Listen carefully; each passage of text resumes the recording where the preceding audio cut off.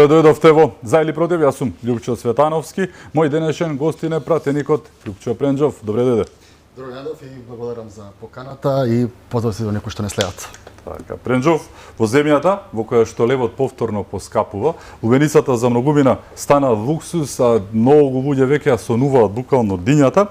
Власта си купи, како што велат, време за нови криминални походи. Ова време, сега, овој пат, по кој знае кој пат кршејќи го тој ист устав и деловник, им го овозможи спикерот Талат Џафери, кој што повторно си најде своји модалитети за да ги прескокне работите да не бидат како што треба и направи едно пролонгирање на гласањето за според многумина неуставните измени на уставот.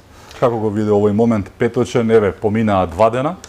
Па добро, петокот целата македонска јавност и целиот свет можеше да види она условно кажано популарната царот е гол. Власта на СДСМ и ДУИ удри во ѕид, се распрснаа сите лаги, како меурот сапуница, се виде кој 2 години ја лажел и ја покато што ја крадат, кој ја лажел и ја манипулирал целата македонска јавност, се виде дека немаат луѓе за уставни измени. Едноставно, сите тие тврдења кои што ги слушаме повеќе од 1 година, имале европски пратеници, имале повеќе европски пратеници, па им фалеле уште 2, па сега имале 80 и повеќе пратеници. Едноставно, целата македонска јавност виде дека лажат, дека сушат и дека не само што ги немаат ниту еден и никогаш нема да го имаат ниту еден пратеник од опозицијата, ги немаат и своите пратеници. Јас пред месец и пол во исто во ова студио, во За или против, кажав дека најодговорно тврдам дека кога ќе дојде тој ден, кога ќе се одважат да има гласање во собранието, ќе видите дека бројката е двоцифрена која што им фали, а не дека ги имаат сите 80 пратеници. Така и се случи, бројката која што ми е фали е двоцифрена. Единствениот излез на Република Македонија од овој ќосокак, од овој брод кој што го насукаа, се превремени парламентарни избори, бидејќи од она кое што можам да го видам викендов, а и денеска и да го слушнам, е тоа дека колку повеќе се тие денови на власт, току и од тие 70 пратеници ќе им се намалуваат, а нема да им се зголемуваат. Значи да сублимираме пред да го анализираме однесувањето на претседателот, сите лаги излегоа на површина, сите манипулации излегоа на површина, со оваа генерација на политичари играње нема, со оваа генерација на политичари не минат никакви спинови, лажење, делување на психолошката состојба и така натаму. Ние сме цврсти, ние сме уверени, ние знаеме што правиме, знаеме која ни е целта и знаеме како да дојдеме до целта и сме пред доаѓање на истата. Во поглед на тоа што го направи господинот Џафери, прво сакам да се разбереме во интерес на пошироката јавност е тоа дека во собранието се представени граѓаните. И преку мнозинство на пратеници се носи политиката, односно се носат законите во државата. Тој ја прекина седницата бидејќи немало услови за гласање. Само ќе ве потсетам дека за да има услови за гласање, за отворање на устав, треба да има присутни најмалку 80 пратеници во собранието. Чинам дека беа повеќе од 115 пратеници присутни и тој се одлучи тука да прекине и да не ја продолжи со гласањето, бидејќи, како што кажав, можеби таа бројка од 70 ќе се намалеше. Да се зголеми нема шанси, бидејќи гледам премиерот си замислува си така, си халуцинира дека можеби ќе имал 73.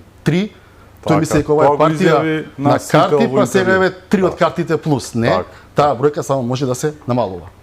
Господинот Џафери треба да знае дека не смее и не може и не треба да крши волјата на граѓаните, представени како пратениците, дека не смее, не може и не треба да ги занемарува 80% од јавноста, кои што се против капитулација и против прифаќање на уставни измени под бугарски диктат.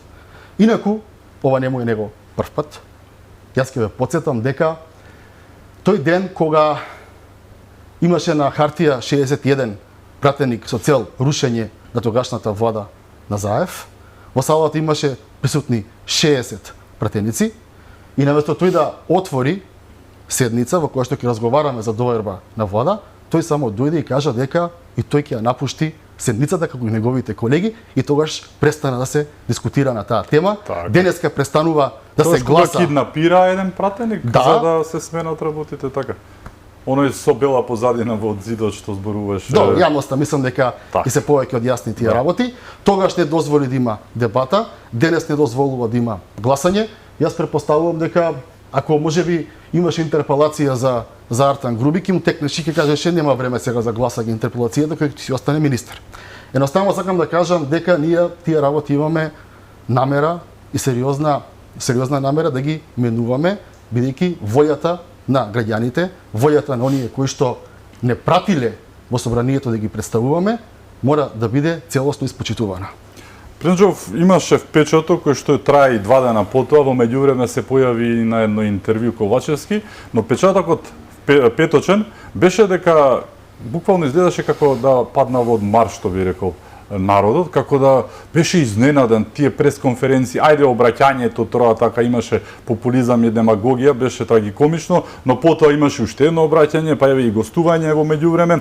Некако целата оваа ситуација им дојде наеднаш. Не беа свесни дека ќе траснат од земја, бидејќи зборуваме реално за една нелегитимна влада која што после локалните избори и не треба да биде таму каде што е, но еве насила на мускули, сменија излезе Беса, дојде алтернатива, влезе Алијанса, излезе Заев, влезе Таче, се менуваат министри, се е исто, само него го нема. Заев предпоставуваме во прашањето. Не е само тој. Ако направите една така анализа, ќе видите дека сите оние луѓе кои што од страната на СДСМ ги трчаа изборите во 2020 година, сте тие клучни луѓе, ги нема, само Оливер Спасовски остана. Јас ќе ве потсетам дека тука беа Дамјан Манчевски кој што веќе не е во политика, Мила Царовска која што веќе не е во политика.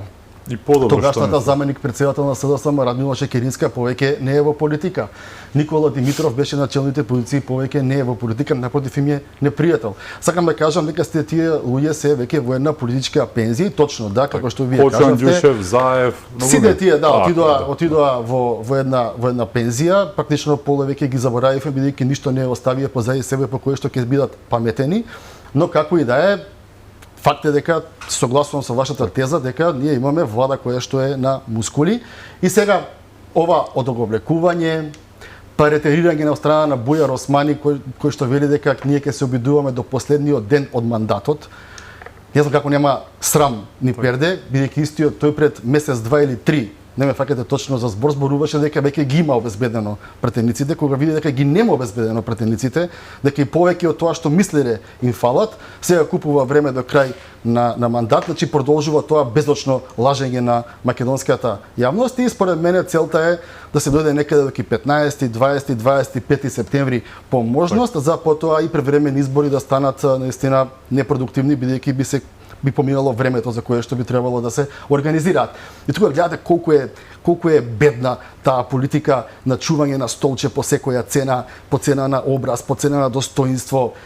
Наистина ова е еден прескапо платен пример за тоа како не треба да се унесуваат политичарите во било која држава, а особено не во Македонија, бидејќи ние сепак сме мала држава, мала економија и вакви несериозни политичари, вакви неспособни политичари, вакви некадарни, едноставно се премногу и ова општество и ова држава тешко може да го издржи тоа. И впрочем гледаме сите дека имаме една целосно нефункционална држава, девастиран систем каде што обичен човек не може никаде да заврши работа, ако сте член на СДСМ или на ДУИ, се ви е далечно, се ви е имагинарно и затоа и многу од луѓето изгубија доверба во политиката затоа што едноставно овие 7 години навистина се како не треба да биде период кој што за жал сите ние го плаќаме како граѓани кои што живееме овдека.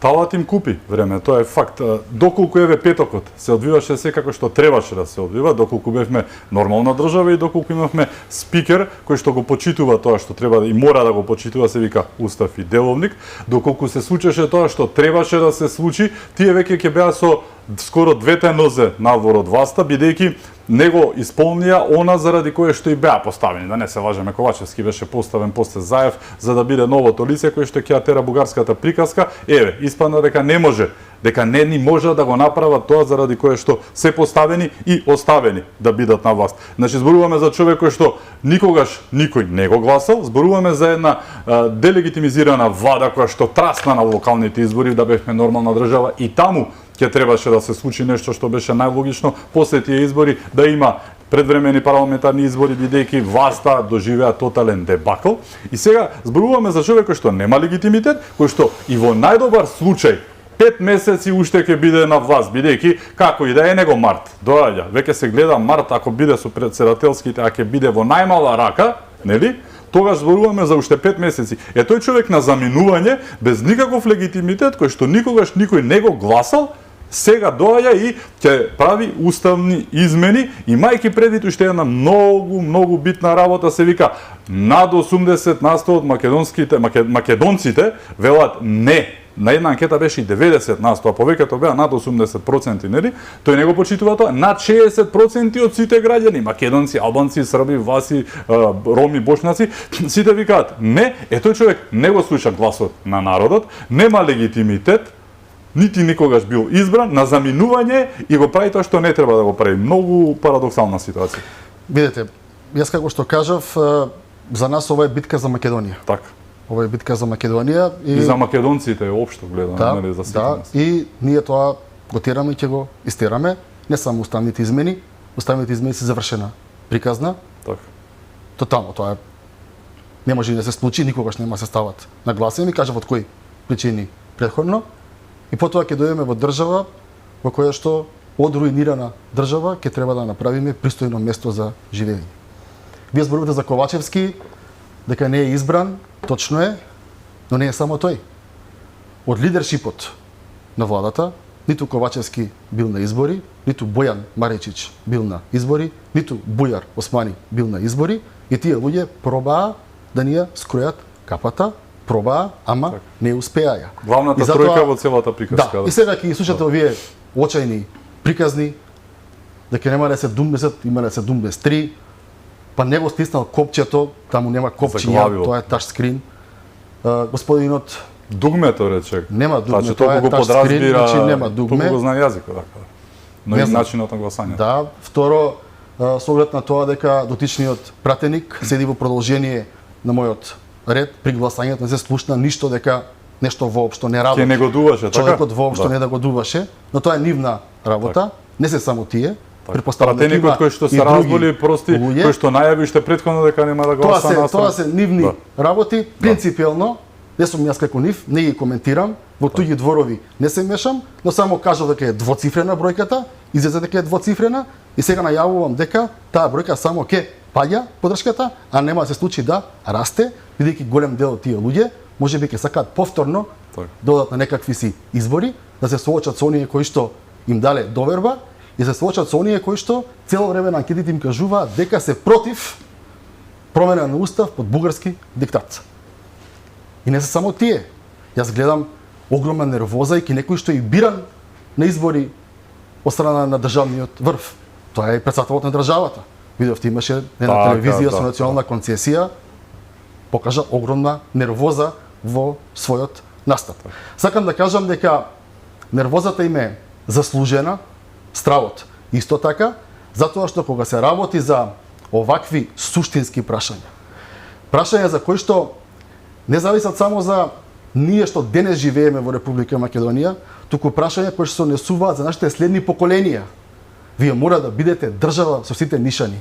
Ние можеме овдека да бидеме власт и опозиција, да не се согласуваме со образовна, со даночна, со земјоделска, со било каква друга политика. Но кога се работи за спор, како што е овој со Бугарија, стар повеќе од 150 години, вие мора да имате државна политика која што ќе ги биде инклузија на сите политички чинители. Не може Бујар Османи сам, како лекар, да одлучува за таков спор, да подпишува такви дипломатски договори и такви да води билатерални преговори. Не може да се слушне опозицијата, не може, бидејќи со оглед на тоа дека опозицијата има двојно поголем етик од нив, тоа што има тие 61 рака во собрание е дефект на демократијата, а не е народна поддршка. Дополнително од многу експерти од многу членови на опозицијата, пратеници така натаму, можеш да добиеш и некој паметен предлог и на крајот на денот ќе видиш држава во која што се кажуваат државните позиции, власт и опозиција заедно. Тие сметаа дека ова се некои други времиња, дека ќе си потпишат тоа што мислат дека ќе си потпишат, дека ќе дојдат овдека во собрание и тоа секи им помине. Ги предупредувавме многу јасно од 2 години. Мене бас ми излезе некој клип што сум зборувал пред 2 години во собрание точно кон Бујар Османи, за кој што сум му кажувал немој да преговарате сами, немате право. Немојте после ќе дојдете во собранието, немојте ќе правиме голема глупост. Тој не излезе да одговори, молчеше и замина од собрание. Од тогаш не е појавен и еве што ни се случува на Република Македонија, еден ќорсокак и една безиденост од нивна страна. Кое е тоа лицемерие кое што сега го промовираат, а и настрана што главната теза беше очекувано, зборувавме за тоа уште пред да се случат неуставните измени кои што не се случија, односно да дојде до гласањето до кое што повторно парадоксално не дојде, но знаевме што ќе кажат. Ете, тие се против Европската Унија, се виде кој е. Тоа е главниот наратив кој што го подржуваат медиумските перјаници на СДС, тоа го прават политичарите нивни, тоа го прават сите околу нив, она експертска волумента и слично. Ете се виде. Зошто сте толку против Европската Унија, пратеници? Пак ќе повторам, тоа сум зборувал неколку пати, а морам да го повторам. Единствената европска опција во собранието на Република Македонија е опозицијата. Власта е европска опција по потреба и заради потреба. Ние веруваме во европска перспектива и европски вредности, тие веруваат во фотелите, в тендерите и што е можно повеќе да останат на власт. Тие по потреба утре би биле и друга опција, само да се биде на власт. И ние мораме со тоа да расчистиме конечно, бидејќи не е европска опција од прв до последен извештај да вика дека сте најкорумпирана држава. Најкорумпираната влада во Европа не може да биде европска влада. Влада која што дава пасоши на белосветски криминалци не може да биде европска влада. Влада која што е рангирана дека во незината држава живеат најнесреќни граѓани кои што имаат најмала доверба во институциите, таа влада не може да биде европска влада и таа влада не може мизерија, и таа влада не може да придвижи државата кон Европската Унија. Еве само еден пример кој што никој не го зборува во јавноста. Скрининг репортот од страна на комисијата за Македонија е напишан на 20 јули оваа година. На 20 јули, пред месец и еден ден. Месец и еден ден тие не можат да го преведат скрининг репортот од Европската Унија за Македонија, а ќе правеле реформи болни, системски, робусни со цел да влеземе во Европска Унија. Ве молам, не е преведен извештајот, не е пристигнат во собрание, нема, како да ви кажам, го кријат се, сомневаш дека го кријат е од европска опција. Овие луѓе немаат е од европски вредности. Кога зборувам за овие луѓе, мислам на целокупниот лидершип на владата и на партиите кои што се учинуваат владата.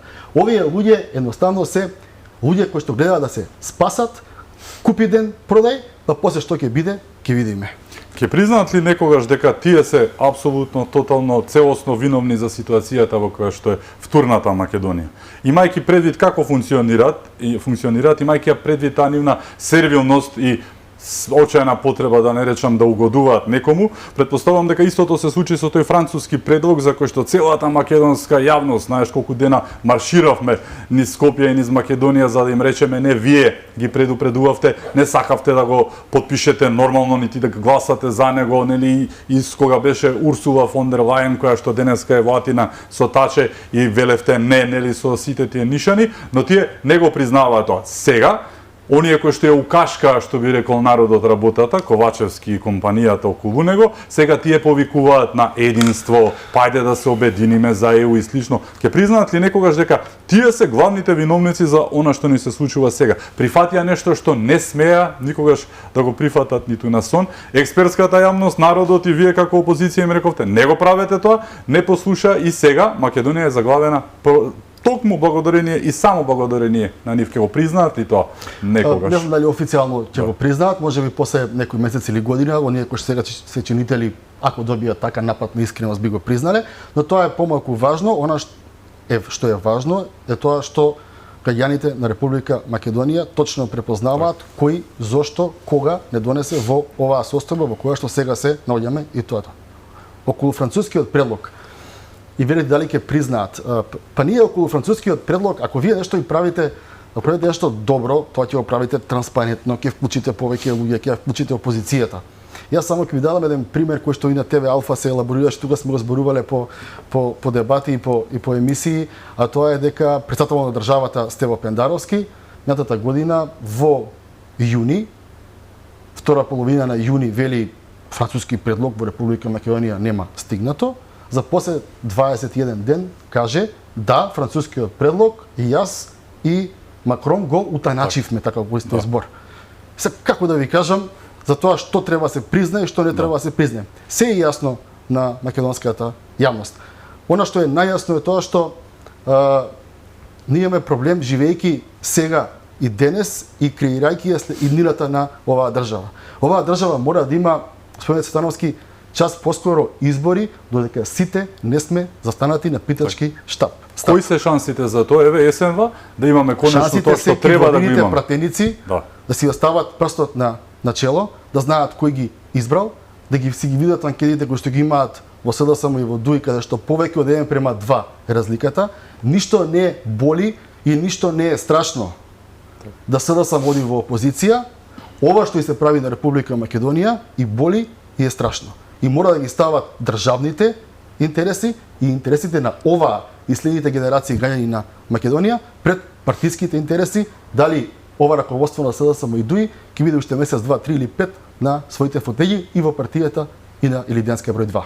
Дали близината на тие предвремени парламентарни избори е причината за таа паника, ама можеби не толку, но нервоза, дефинитивна, која што се оцртува на лицата на Ковачевски, па дури и на Пендаровски. Ги видовме двете интервјуа, имаше многу нервоза кај двајцата. На тоа ли се должи? Препоставам дека на тоа се должи, треба да ги прашате нив, бидејќи очигледно е дека начинот на комуникација не е стандарден за еден премиер или претседател на држава. Така. Зборувавме за анкетите неофицијално. Анкетите велат, официјално велат 2:1, неофицијална анкета дури на владачката партија од Бихачка вели дека е негде 2,5:1. Заедно со ДУИ, неофицијалните анкети велат дека одат некаде околу половина споредбено со коалицијата за подобра Македонија. Ова не е нешто изненадувачко, имаме десетици анкети во низа, кои што првим беа така 18, 10, 11, сега одат на 20, другите се движат околу 10. Фактот дека врие и дека најчесто луѓето од народот, нели, се плашат да кажат дека сакаат да гласаат за опозицијата, затоа што знаат со кого си имаат работа и се плашат да го кажат, сплашејќи се дека тоа ќе биде злоупотребено, а ние ќе гласаме за опозицијата, овие од вас ќе дознаат некако. Во превод бројките се уште многу поголеми. Таа ли е таа нервоза на лицата на функционерите? Да, видите, бројките се големи затоа што граѓаните можеш да ги лажеш некое време, а сите граѓани да ги лажеш цело време не можеш, кој сакаш можеш да бидеш. И ние не разговараме, иако господинот Ковачевски на секој негово интервју, неговата вода ја рачуна дека е од 2021-2022 година, тој треба да знае дека неговата влада е од 2017 година, 1 јуни 2017 година. 7 година се на власт. И сите оние луѓе кои што има било каков собнеш, сите оние луѓе кои што има било какво резерва, или па луѓе кои што им даваа кредити, им даваа шанси, гласале за нив, ај можеби ќе биде подобро, гледаат дека Република Македонија ги живее своите 7 најлоши години во историјата на незината независност и дека ја води убедливо и без конкуренција најнеспособната влада која што е склона на криминал. При тоа не зборуваме само ние од опозицијата или определени медиуми или определени истражувачки новинари дека работата е до таму отидена со криминалот и со корупцијата. Тоа ни го зборат и меѓународни амбасадори, тоа ни го зборат и меѓународни организации релевантни кои што постојат по 100 години и едноставно не постои човек кој што иако гласал за СДСМ, можеби гласал и на локални избори за СДСМ, кој што ќе го прашате дали луѓе во кои што во владата има многу криминал, ќе ви каже дека има многу криминал. И во време на инфлација, во која што ги убедуваат граѓаните дека е 13% инфлацијата, 15% инфлацијата, а реалната инфлација на основните прехранбени производи и продукти е повеќе од 60%. Точно. Левот и млекото, доволно е. Бидејќи имавме ние, знаете како се мери тоа? Например, минатиот август ние имавме да речеме 25% инфлација, поголема од таа од август 2021. А денес вели имаме пример 15%, ама во споредба со август лани. Так. Тоа за 2 години е 50%. Така. Сакам да кажам дека кога ќе видите вие дека сиромаштијата е чукната веќе на секоја врата, кога ќе видите дека сега доаѓа сезона на ајвар, дел од граѓаните ајварот како кавијар ќе го доживуваат, бидејќи пиперките имаат астрономски суми и такви се најавуваат да бидат до крајот. Кога ќе видите вие дека немате аграрна политика дека во последните 7 години од кога се тие на власт, имате по 20, 30, 40% намалено производство на кромит, на граф, на основни градинарски и зеленчукови прехранбени производи, тогаш вие гледате дека во оваа држава ѓаволот одамна ја однел шегата и дека мора да има промени. И сите тие граѓани кажуваат на сите анкети дека треба да има промени. Но демократијата и оној кој што го создава уставот, кој што реално начинот на функционирање парламентарна демократија, не претпоставиле дека во собрание ќе седат 61 пратеник кои што ќе бидат глуви на апелите и на протестите на 80% од граѓаните. Бидејќи оваква ситуација во нормална зрела демократија не постои. Кога вие сте пратеник, кога вие сте претседател на влајачка партија, кога ќе видите дека губите 1:2,5 на рейтинг со опозицијата, вие веднаш одите на избори, бидејќи доколку не отидете на избори, ќе имате грижа на совест дека вашето општество, држава и економија отишле длабоко долу, а тоа е ваша лична и индивидуална одговорност. Овде камува не ги лази, сметаат дека тие имаат мандат, до тој треба да се искористи, макар ништо не правеле, макар се отишло во надолна линија. И тоа е реалноста вака денеска во македонското општество. И кога ќе дојдеме да разговараме на дебата, на интервју, и колку ја сакате да кажете нешто добро за оние кои што ве гледаат, едноставно се ставате во позиција дали да кажеме што добро и да тоа не биде вистина, или да зборуваме вистината, ние одлучуваме да зборуваме вистината. Дојдоа на власт преку оние ефтини флоскули за симињање на режимот, борба против режимот, ова што го спомена, во моментот во десетина анкети, 2/3 од граѓаните велат дека државата оди во тотално погрешна насока. Над 60% велат од сите граѓани заедно не за бугарскиот диктат. 80 и повеќе насто од македонците велат не за бугарскиот диктат, а го имате Ковачевски кој што си ја тера приказката. Ако некогаш некаде во Македонија имало режим, ако против одењето против сопствениот народ е недемократија и режим, дали ова е сега во моментот она најрежимското нешто што го гледаме? Тотално, апсолутно неслушање на гласот на народот, на гласот на експертската јавност, опозицијата со вас немаат никаква комуникација, нити ве послушале последниве 7 години, како што кажа, не е Ковачевски 2 години, година и пол на власт, така што дали ова најрежимскиот модел на македонско владење од независноста до сега? Видите, јас не мислам дека тие бегаат. Тоест не мислам дека тие одат против народот, тие бегаат од народот. Бегаат од опозиција, бегаат од народ, бегаат од синдикати, бегаат од пензионери, бегаат од земјоделци, тие бегаат од се. Тие се вака меѓу себе седнати и дури многу беше интересно во петокот кога се случи тоа што се случи, кога удрија во зид, земаа избегаа од собрание. За 30 секунди сите пратеници од мнозинството, министри, вице-премиери, сите избегаа, ги немаше половина час и закажаа пресконференција од владата. Видите, тоа е више една состојба во која што ако не си само меѓу своите целосно, кај што ќе си викате јас тебе војводо ти мене Севдаре, тогаш вие не може ни пресконференција да организирате, да свикате и да образложите. И тоа вака е еден многу реален проблем. Бегаат од стопанството, стопанството е незадоволно, цело време нови даноци му наметнуваат. Јас пред месец и пол дека зборував во ова студио дека имаме 3 нови даноци, чекаат на прва седница сега во септември, 3 нови давачки за стопанството. Тоа е исто така многу сериозен проблем, како што е сериозен проблемот кој што денеска излезе од Народната банка на Република Македонија, каде што вели граѓаните и фирмите ги зголемуваат своите депозити во банка. Тоа значи дека ниту граѓаните сакаат да инвестираат во оваа наша економија по овие правила на игра, ниту бизнисмените сакаат да инвестираат во оваа наша економија, бидејќи секој еден бизнисмен кој што има вишак на пари, тој тие пари ги инвестира за можат дополнителни средства. Тоа е отворање нови работни места. Државата тоа треба да го поттикнува, бидејќи секоја нова инвестиција е плаќање на нови даноци, ДДВ, па се вработуваат нови луѓе кои што земаат плата, па тие трошат од таа плата, па државата зема ДДВ, да тоа се финансира, да имаат луѓе во желба да инвестираат, тие луѓе парите си ги чуваат во банка и чекаат подобри денови.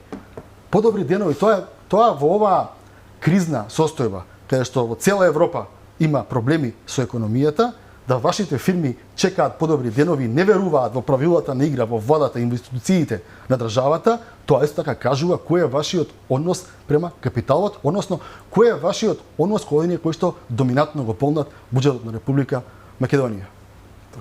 Имаме уште многу теми за отворање. Ке зборуваме за пензионерите, ке зборуваме за она што во моментов се случува во Грција, па дали Ковачевски таму ќе му каже на Курти тоа што треба да му го каже околу посетата што се случи, онаа фамозна приватна посета на Македонија. Ке зборуваме за идните чекори на опозицијата, сето она што се случува и ке се случува. Со нас е Љупчо Пренџов, одиме со кусиот блок реклами. Останете со нас.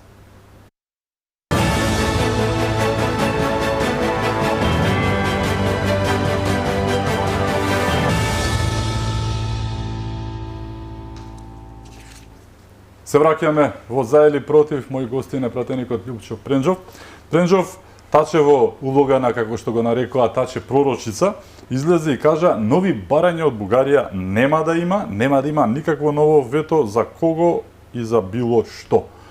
Од каде знае Ковачевски дека Бугарија нема да ни стави ново вето? Знае нешто што ние не го знаеме, не се такви разговорите, оние пораки што ни ги праќаат воопшто ниту Радев, ниту нивниот премиер, наспроти она што ни го кажа и за Илинден сето, нели? Но постојано слушаме дека мора да се направи тоа. Од каде Ковачевски ги знае овие работи? Не му помина, да, тоа што го зборуваше во петокот, не бе, тој знае дека нема да има ново вето. Видете, тие се во состојба на очај и мора нешто да кажат за да кажат. Предпоставам ги прашале еднаш два пати и морал да каже нешто со кое што предпоставам дека модерните во неговите размислувања во наредните 5, 10 или 15 минути ќе ја смири јавноста. Состојбата не е таква, бидејќи господинот Ковачевски не е релевантен да каже кои се барањата на Бугарија, до толку повеќе па кога ги релативизира тие барања, само се прави нешто што не треба да се прави помеѓу нас кои што живееме во Македонија, бидејќи Румен Радев и тамошната влада, 5 влади се сменија, сите 5 влади има ист став кон Македонија и негирање на работите. И второ, не еднаш, повеќе пати е кажано од страна на Бугарија дека ова е само за да се почне, а потоа следуваат вистинските барања. И трето, со протоколите кои што ги има подпишано Бујар Османи после францускиот предлог во Софија, таму се вели дека додека историската комисија за утврдување на фактите не заврши со својата работа, не се утврдат фактите и не се сменат потоа учебниците, ние не можеме да продолжиме понатаму. Значи, состојбите диаметрално спротивни, за жал на наша штета, од тоа кое што го зборува премиерот. Но Бугарија е само еден мал дел, би рекол, во проблемот кој што ги имаме ние. Зошто? Бидејќи од една страна факт е дека Бугарија е најслабата држава членка во Европската Унија, често пати служи за подсмев. Најсиромашната, малверзации. Но е најкриминогена, гледаме сега имаше исто така големи проневери на европски пари во Бугарија. Тоа нивна работа, не би сакал да го коментирам, тоа се нивни работи. Она што е кај нас проблемот е тоа што ние сме држава која што исто така злоупотребува средства, од 36 злоупотреби на финансиите, на европските финансии во Македонија, в доменот на земјоделието, 18 сте во Македонија. Од 36 вкупно на Балканот, 18 на Македонија. А Македонија е најмала држава на Балканот. Немаме ни 2 милиона луѓе, ама пола од неправилностите за искористување на тие пари сме ги направиле Димова перијаницата на СДС која што го возеше комбето беше за проневера на Еразмо програмата на европски пари исто така. И сега, вие се очувате со држава имате внатре состојба во кое што немате право, немате правда. Имате корумпирани директори, управители на институции. Имате држава која што за жал според Шангајската листа сме близу 2000-тото место во светот. Дно, пак. Тоа е практично дното. Вие сте држава во која што вчера, недела, главна вест од Министерството за здравство е дека набавиле ленти за дијабетичарите. Држава која што ги изигра оние болни од цистична фиброза. Држава во која што кој сектор да го отворите гледате дека не е добро, тоа го гледа и Европската Унија. И едноставно, како влада, која што не сака да каже добро, доста беше, видовме дека не бива, одиме на избори, нека дојде подобар и за нас ќе биде како гаѓани потоа подобро, тие седат до крај. И кога ќе видите дека каде отворите е проблем, тогаш Бугарија ви станува од многу помал, многу поголем проблем во општеството. Бидејќи држава која што има право, правда, образование, држава во која што во која што владата се грижи за фирмите, компаниите се развиваат, продаваат, тогаш ви имате многу повеќе сојузници во Западна Европа, бидејќи тие тогаш имаат интерес вие како држава да бидете нивни дел од семејството на држави. Разбирате? Так. Ако ние сме држава, нас кој не спречува да бидеме правна држава? Нас кој не спречува тоа што главниот јавен обвинител е на листата во собрание, на листата за потенцијални уставни судии и чека гласови од СДСМ и ДУИ да го гласаат. Бидејќи ние нема да го гласаме. А тоа е главен јавен обвинител. Колку тој ќе биде објективен е прашање кое што јавно го поставувам.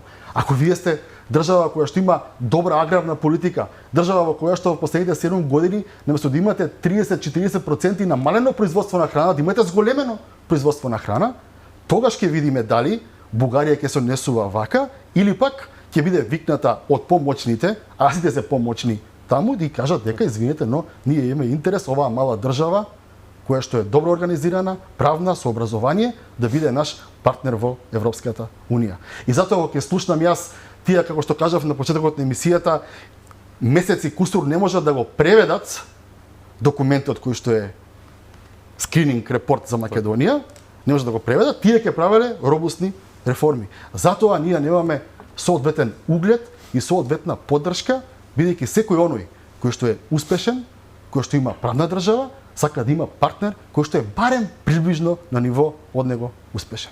И затоа најлесно нешто кој што можеш да го направиш е да убедуваш јавноста дека треба да биде променето името. Бидејќи ако не е да биде променен уставот, се од бугарите влезат во него, бидејќи ако не е таа тема, тогаш ти ќе треба да разговараш за тебе.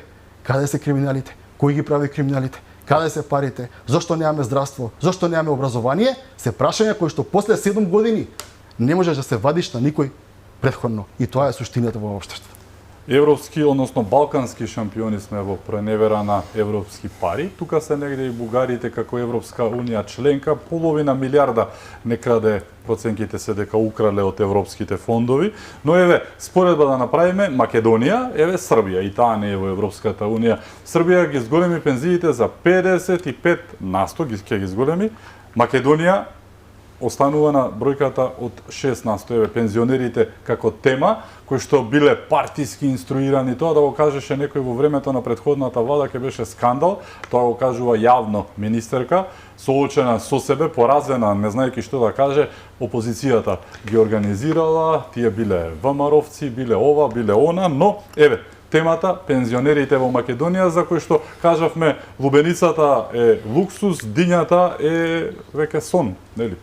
Да, дињата гледам 89 килограми. Така.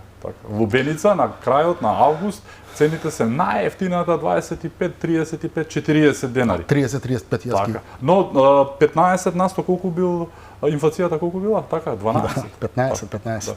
Видете, во поглед на пензионерите, тоа се луѓе кои што ја граделе оваа држава изминатиот период и наистина е многу плитко размислување и многу плитко оправдување вие да кажете дека 80 годишен човек, кој што за жал го загуби својот живот, патувајќи на Скопје, се потерал на овие жештини, на своји 80 години да оди и да протестира, бидејќи некој од партија некоја му се јавил и му рекол да го направи тоа.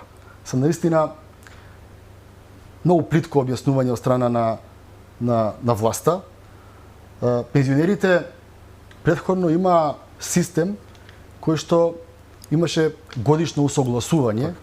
Тоа беше една формула која што функционираше, во која што се зема согласно повеќе или помалку покачување има во согласно со другите економски параметри.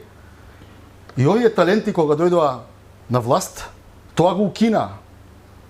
И сега, знаете како, тогашните пратеници, знам, се бунеа, зборуваа, аргументираа, но и тогаш како и сега, ние не се занимаваме со работи кои што живот значат, со економија, со подобар живот. Тогаш беше, препоставувам, други вакви некои со Бугарија или со Грција, или се некои такви работи по цел ден зборуваме по медиумите. И ова така им помина, го укинаа. Потоа луѓето видоа година-две дека нема никакви зголемувања. Сега и преходно уште има, се бунеа, протестираа јавно по тие утрински емисии, бидејќи сепак они стануваат порано на сабајле и се дома не одат на работа. И рекоа, еве сега ќе донесеме некој швајцарски модел на усогласување на пензиите. Ја баш чекав да го видам тој швајцарски модел, викам, сигурно нешто ќе, кога го гледам, истиот модел кој што си беше преходно, истите тие го укинаа, сега го земаат тој модел и го стават како швајцарски. Сам, како да ви кажам, модел на претходната македонска влада. Да, точно е тоа дека требаше си растат пензиите цело време овие 7 години, тоа да не им се прекине, во време на криза линеарно се знае, се зголемуваат сите, тоа се антикризни мерки и секој беше добро, но она се што било не чини, од мене почнува државата, не ги кошта тие кои што ги носат тие одлуки, туку ги кошта тие на кои што се однесуваат тие одлуки. Не ги кошташе нив укинувањето на покачувањето на пензиите, туку ги чинеше пензионерите и тоа еден за жал го изгуби животот, а упорно ми се вели дека со 24-5 илјади денари можат двајца пензионери од први до први да поминат. Тоа ќе да купат грејење во текот на зимата, да купат лекови, да јадат и така натаму и така натаму и едноставно мислам дека тоа е едно срамотно тврдење и за вакви и слични тврдења во нормална држава министерот потоа си понесува оставка по барање на премиерот или по барање на сопствената совест. Следната недела се најавува зголемување на цената на лебот, бидејќи така се изненадени, рипнала цената на брашното, тоа било заради Русија, па сега наши венели, бидејќи се тотално неподготвени, најверојатно ќе го направат тоа. Струјата беше тука, зборуваше ти, токму ги спомена новите даноци, толку се неспособни или пак не ги интересира? Еве, јас ќе искористам и оваа прилика уште еднаш да апелирам. Не до власта, власта си до владата. Они си го кажаат тоа што го мислат нив, они планираат да го дерат и народот и компаниите, но сакам да патам пораката и до колегите. Сега ќе има за 2 недели на пленарна седница последно читање, само за гласање, 3 закони кои што ќе значат оптеретување на приватниот сектор. Не заборавиме дека најголем дел од граѓаните работат во приватниот сектор и тие луѓе ја чувствуваат кризата како што чувствуваат сите останати. За оние собственици да можат да им даваат повисоки плати на оние кои што работат приватно, бидејќи тој што работи приватно треба да заработи за себе, за собственикот и да плати за пензионерите, за школство, за здравство, за полиција, за и така натаму и така натаму. Тоа е реалниот сектор. Тоа е реалниот сектор кој што мора да го чуваме, да не му ставаат даноци на солидарност, да не му зголемуваат даноци. И ова не го кажувам ради популизам, ради проста математика. Не според мене, не според опозицијата, според Светска банка и Меѓународен фонд, во оваа држава има скоро 40% сива економија.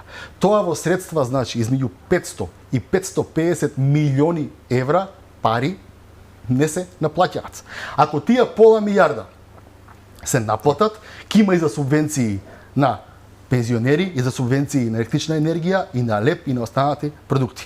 Мораме да сватиме дека мораме прво самите да се европеизираме, да си наплатиме тоа што значи закон да се испочитува, ако еден плаќа и дава фискална, и другиот мора да плаќа и да дава фискална, да затегнат контролите и да си државата да си го собере тоа, бидејќи долгот на оваа држава 2017 година, кога земаа власта, беше 4,7 милиарди, оваа година до година ќе биде 8,7 милиарди. И тие пари некој треба да ги враќа. А за некој тие пари да ги враќа, ние мораме да имаме здраво стопанство, кое што ќе ги враќа и нови странски инвестиции. Вие да бидете држава во која што 500 милиона нема да гледате, нема да ви плаќаат, као што не им плаќаат некаде и струја, каде што не им плаќаат никаде многу места фискални, ако тие пари не си ги наплатиме, тие немате лице и образ да барате од редовните плаќачи на данок дополнителни средства со цел да покриете вашата неспособност како држава да си ги наплатите даноците, затоа што или не ве бива, или сте корумпирани, или за определени гласови го правите тоа, не знам која е другата варијанта. Сивата економија на нула треба да се донесе и по државата конечно да имаме реална распределба на средствата. Го спомена нивното доаѓање на власт, реагираа гледачите. Ковачевски во своето интервју кажа дека кога дошле на власт минималната плата била 8.000, реагира повеќемина гледачи кои што кажа дека лаже, да не речам суши лаже, платата минимална беше кога дојдоа на власт 11.000, тоа го сведочеа гледачите, велики, јас имав минимална плата, имав 11.000. Како може еден премиер ваков превид да направи? Не е мала работа да излажете 8-11.000, а и зошто би? Правејќи се не баре направиле нешто страшно. Да и 11 беше малку и ова е малку, да не се лажеме, но чуму сета таа лага? Тогаш навлегуваме во доменот дека кога била 11.000 денари, кило лубеница биле 5 денари, сега е, не знам, 22.000 денари, кило лубеница 35 денари, не е истиот сооднос. И тоа се веќе игри на зборови и кој колку е вичен да ги представи, тој практично и би победил во дебатата. И таа дебата е имагинарна, таа дебата на никого ништо не му носи добро. Реалноста е, господине Ковачевски, ако толку сте дигнале пари, ако толку многу пари има во државата, ако толку многу убаво живеат сите, чуму 1:2,5 губите на сите анкети? Тоа е клучното прашање. Ако се задоволни граѓаните, пак ќе ве гласаат. Ако граѓаните не се задоволни, нема да ве гласаат. Ама ако губите 1:2,5 на анкети, значи ептен граѓаните задоволни од вас. Една работа која што остана некако во позадина, беше се дигна силна галама, но благодарение на уставните измени и на се друго што направија. Меѓу другото се да се носите оние скандали кои што излегуваат буквално наутро 2-3-5. Скандали, извинете што прекинувам, скандали ако се сеќавате, немалку имаше во државата од 3 до 10 август кога беа на одмор. Так. Само кога се на одмор и кога спијат нема скандали. А влезат во водата, веднаш се случува да, нешто. понекогаш се вика подобро да немаме вода, помалце скандали ќе има и повеќе пари ќе има кај граѓаните, или што имаме вода. Така, но еден многу голем, мега скандал се заборавили на Бехтел и Енка. Благодарение на сето друго што го направија во меѓувреме, дали заборавивме на овој мега скандал кој што ќе не чини многу, уште 10 години сигурно ќе го отплаќаме, што се вели. Договорот за Бехтел и Енка не го дадоа во собрание. Так. И тоа го зборувавме. Имаше многу интересен куриозитет, а тоа е дека договорот го дале во Државна комисија за спречување на корупција и кога господјата Ивановска ги гледале таму, препоставувам цела комисија, видела дека фалат така поприлично детали, финансиски така натаму и дека тие не може да направат ништо, било каква анализа или проценка. Артан Груби даде изјава, да, тоа беше спремено за пратениците. Тука гледате кој е односот помеѓу владата и собранието и колку овие луѓе за жал како се подредени на оние кои што се на Илинденска и при тоа забораваат дека тие гласаат за овие да бидат на Илинденска, а вие не гласале за овие да бидат во собрание. И тоа е многу лошо за демократијата кога ќе го потцениш и нема да го почитуваш и вреднуваш доволно оној кој што те донел на таа функција, туку ќе се плашиш од оној кој што ти си го донел на таа функција, што е неприродно и воопшто нема врска со демократијата. Јас не сум го видел договорот со Бехтел и Енка, знам дека околу 200 милиони евра веќе се исплатени, знам дека нешто имаше почнуваат да работат, имаат рок од 5 години, но како што кажавме и предходно, прво кога ќе дојдеме на Илинденска, кога ќе го отвориме договорот, тогаш ќе имаме повеќе можност да споделиме со јавноста што на вистина пишува таму, кои се очекувањата и што на вистина ќе се случи тоа што се ветува дека ќе се случи, бидејќи јас од овие луѓе тоа што го зборуваат, едноставно ништо не им верувам. Да се вратиме малку и на надворешната политика која што е тесно поврзана и со економијата. Вечерва во Атина Ковачевски се сретнува на гостие кај Мицотакис, таму ќе биде и бугарскиот премиер, ќе биде романскиот премиер од старата ЕУ екипа. Другите гости се оние од Балканот, тука е Албанија, Србија, Косово. Мислам дека Еди Рама всушност не им рече чао бидејќи го налутија како што треба си реагира некогаш човекот за разлика од нашиве. Таму ќе биде и Црнагора, таму ќе биде и Босна и Херцеговина. Сите оние 13 прасиња, да не речам, бидејќи така и не третираат постојано, повторно ќе не го продаваат европскиот сон, тоа сега повторно ќе се враќа на оној солунски процес започнат пред точно 20 години, кој што Грција требаше да го тера за да не истера сите во Европската унија, притоа ставајќи ни стотици ветоа, нели, па моравме заради нив и да смениме име, односно мора Заев и компанија да го направат тоа. Еве, повторно Грција ќе биде главен промотор на ЕУ интеграцијата во Балканот. Како гледаш на ова враќање во минатото, секогаш кога ќе зачкрипи нешто за Европската унија, ја вади Грција да не промовира, да не турка напред, а всушност се време ние паѓаме надолу. Видете, она кое што е факт е тоа дека во мировната политика нема пријатели или непријатели вечни, да, нема љубов, тука има интереси. И секој во мировната политика го прави тоа што е интерес на неговата држава и на неговите граѓани. Освен Македонија.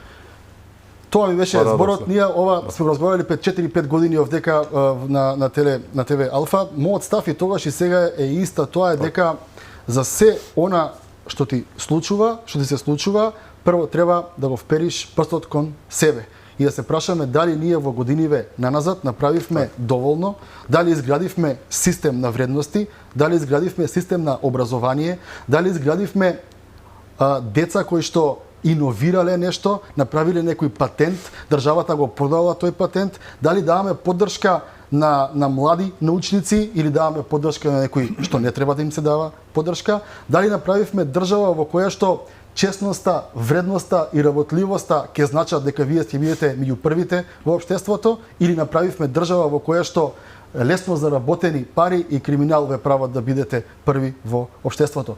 И сите тие работи кога ги ставиме на маса, ќе видиме дека немаме нешто многу да се пофалиме, а уште помалку да се пожалиме на некој дека нас нешто ни направил, бидејќи за разлика од сега, значи порано не знам која била точната цел, колку луѓето кои што воделе Република Македонија биле доследни одејќи кон незе, и дали тоа го правиле со честна и чиста намера. Тоа ќе опишува еден ден историјата, но овие 30 години вие да не напреднете, туку вредносно додите можеби и поназад, секогаш прво треба да го впериме прстот кај нас. Она што го прави Грција, претпоставувам дека има определен интерес, тој интерес можеби не го гледаме денес, ќе видиме после месец, 2 година, 2 или 5, но како што кажав, во меѓународна политика тука нема лутање, секој прави она што е интерес за неговата држава, бидејќи она кое што го зборуваме цела емисија,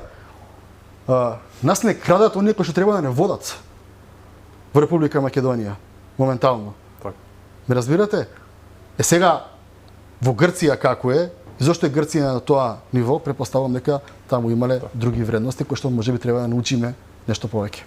Ковачевски таму ќе се сретне и со Албин Курти, дали мислиш дека немаше протестна нота по на негова фамозна приватна посета во која што се направија сите оние работи според уставот, кршење на се што може, нели, негирање на државноста. Тоа се враќаме на преходната моја теза. Така, дали ќе му ги врачи, директно ќе му ја врачи протестната нота, затоа ли молча 2 недели? Ковачевски никогаш нема да му врачи протестна нота, мислам да бидеме реални, но видете, ете со што ние се занимаваме, додека луѓето развиваат вештачка интелигенција, додека луѓето отидоа на вселената, додека луѓето развиваат разни технологии за подобрување на живот на своите граѓани, овдека овие што се во заминување политичари, тие размислуваат на национал романтични теми во недостаток на визија, економска понуда, образовна понуда, во здравството понуда, за како нивните граѓани подобро да живеат.